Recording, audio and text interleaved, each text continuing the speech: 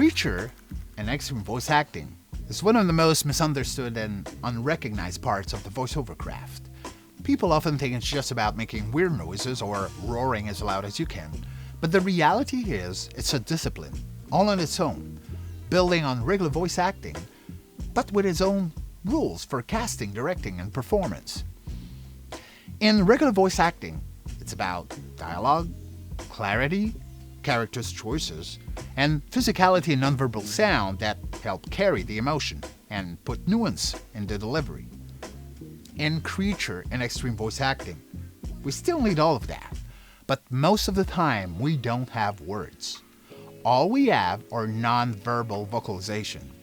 That means the ability to convey emotions through pure sound, fear, rage, pain, even playfulness isn't just a tool to deliver nuances, it's the core of the performance. And on top of that, sustainability and vocal control are what makes the difference between one cool take and a character you can actually record for hours. In this video, we're going to break down how casting and directing for creatures and extreme vocal works, and how it differs from regular casting. Whether you're a performer auditioning for these roles or a director trying to get the best out of your actors, understanding these differences will save you time, energy, and maybe even your voice. So let's dive in. In a regular audition, a casting director needs to hear you nail a character in a short clip. It's a snapshot. Do you sound right? Do you embody the vibe? Do you bring the acting chops and emotional nuance that fit the role? In creature or extreme vocals casting, the question becomes, can you still do the exact same thing 2 hours later at full intensity? That audition isn't just a sample, it's a stress test. Can you repeat, sustain, and stay consistent over time? Sustainability and control are the foundation. Without them, the acting can't survive the session. But once those are in place, the acting is just as essential. The two are inseparable. Without intention, the sounds are empty. And without control, the acting collapses. In regular casting, we're mainly listening for performance through dialogue, clarity, timing, accent, emotional nuance. In creature or extreme vocal casting, the entire audition often is grunts, roars, screams, or nonverbal sounds. That's the language of the character. Instead of Shakespeare, you're delivering 3 pain grunts, a death rattle, an attack roar, and a whimper. It's a form of dialogue, but one made of actions and sound rather than words. The audition is less about the lines, it's more about can you create a believable soundscape with nothing but your voice. And just as important, can you modulate those sounds to create nuance and different sound colors with your instrument? It's still acting. Those grunts and roars need intention behind them, or they fall flat. In regular voice acting, words carry meaning, structure, and emotional nuance. A single line of dialogue can tell us not just what a character is doing, but how they feel, what they want, and even what they're hiding. In creature or extreme voice acting, we don't have that level of complexity through sentences and words. Most of the time, we don't have words at all. All we have is sound, vowels, consonants, textures, inhales, exhales, distortion. That means the emotion has to come through directly in the sound itself. Think of it like a baby. A baby doesn't use words to tell you it's hungry, uncomfortable, or happy. It uses sounds, cries, coos, squeals, and parents learn to decipher those sounds as a kind of primitive language. Creature vocalization works the same way. The performance isn't about how you say the words. It's about how you embody the feeling without words. But unlike a baby, the performer has to shape this primitive language into a performance that's control, nuance, and repeatable. That's the artistry of it. Not all creatures are purely nonverbal. Sometimes monsters talk, or at least have lines of dialogue. When that happens, we're closer to the world of regular voice direction. Acting choices, clarity, emotional nuance, and delivery. But even here, sustainability still matters. Because unlike a human character, these voices are often built on distortion, grit, or resonance tricks. You're not just delivering dialogue, you're delivering it through a technique you need to sustain for hours.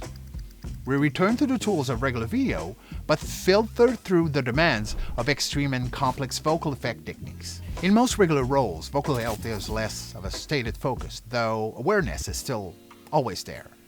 Directors assume the role won't push voices into dangerous territory, so the attention goes more to the acting craft, interpretation, and storytelling, trusting the voice actor to manage their own voice.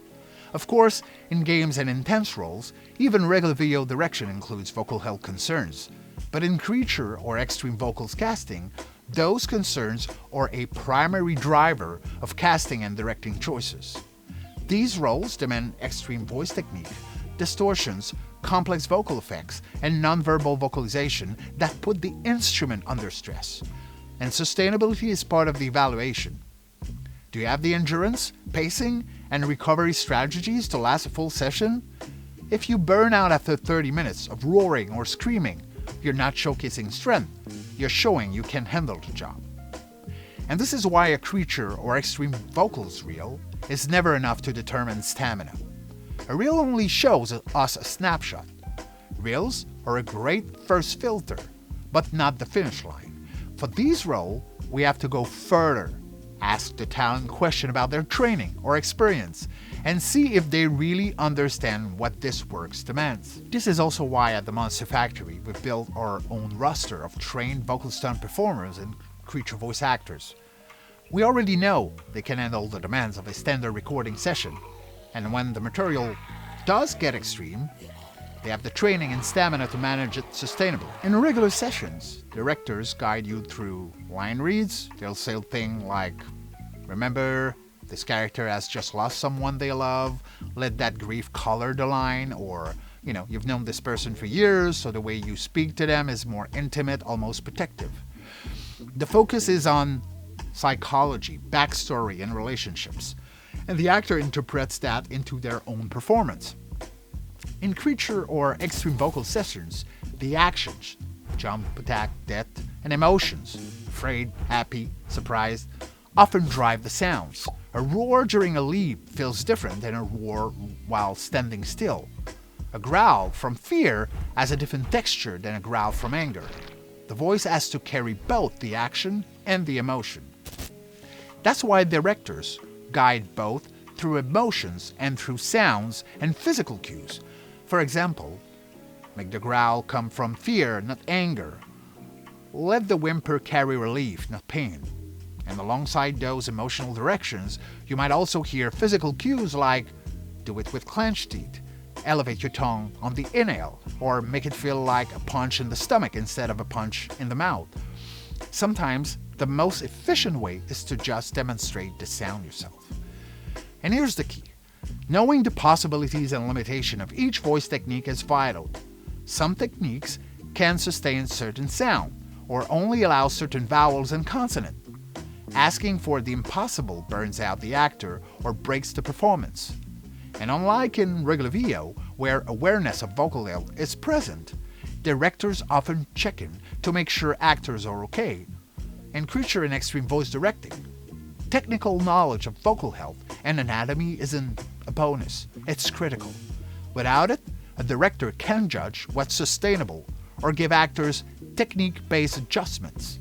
Productions benefit hugely from directors fluent in these techniques. In regular casting, the worst-case scenario is you're not the right fit or your voice print doesn't match the character. In creature or extreme vocals casting, we have that same risk, but with a little bit more at stake.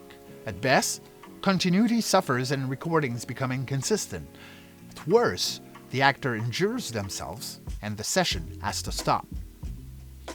That's why professional training and careful directing are so important, so the session stays productive and sustainable for everyone. Casting directors prefer trained performers, not just people who make cool monster noises or screams at party, but actors who can sustain those sounds in a professional booth. So that's the breakdown of how casting and directing for creature and extreme vocals works. At its heart, it's not a completely different discipline from regular voice acting. It builds on it, but adds its own rules about endurance, voice design, and sustainability.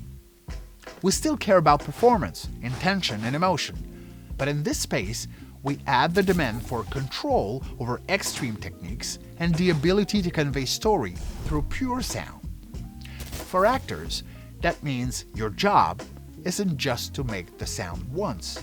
It's to prove you can make it again and again while keeping the emotion alive.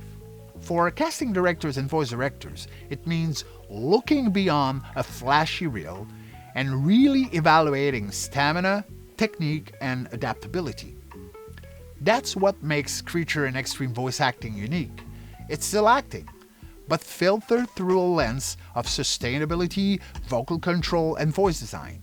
And when those pieces come together, you don't just get noise, you get characters that feel alive.